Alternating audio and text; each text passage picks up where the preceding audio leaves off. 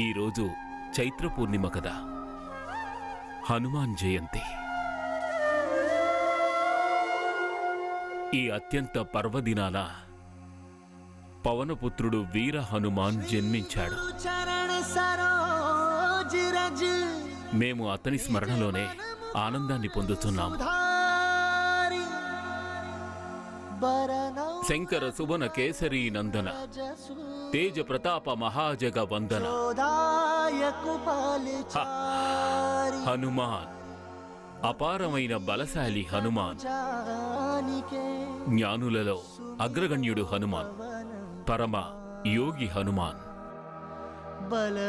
మనోజవం మారుతుల్య వేగం హనుమాన్, ఒక్క ఉదుకున 100 యోజనాల సముద్రాన్ని లంఘించగలడు హనుమాన్. సంకట మోచన మహాబలి హనుమాన్, మా ప్రియమైన హనుమాన్. అతని ప్రతి లీల ఒకటి మించి ఒకటి రోమాంచకమే కాదు, ఆనందదాయకం.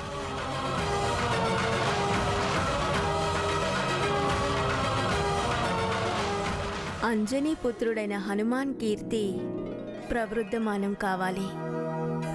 అసలు తనలాంటి అనన్య భక్తి మరొకరికి దుర్లభమే. సత్యం వచించావు దేవి.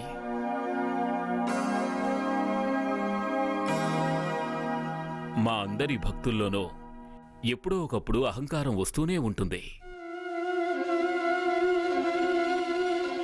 కానీ హనుమలో అలా కాదు.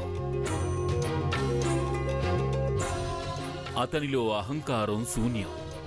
ఆహా, హనుమా! ఎన్నో వత్సరాలయ్యింది భక్త హనుమానుని దర్శించుకుని. స్వామి, మాకు ఈనాడు ఆయన దర్శనం సాకారం కాగలదా? రుక్మిణి, నీవు నా మనోభీష్టాన్ని పట్టుకున్నావు. మా మనసు కూడా ప్రియ హనుమాన్ని దర్శించుకోవాలని ఉవ్విళ్ళూరుతోంది. పైగా ఈనాడు అత్యంత పర్వదినం కూడా.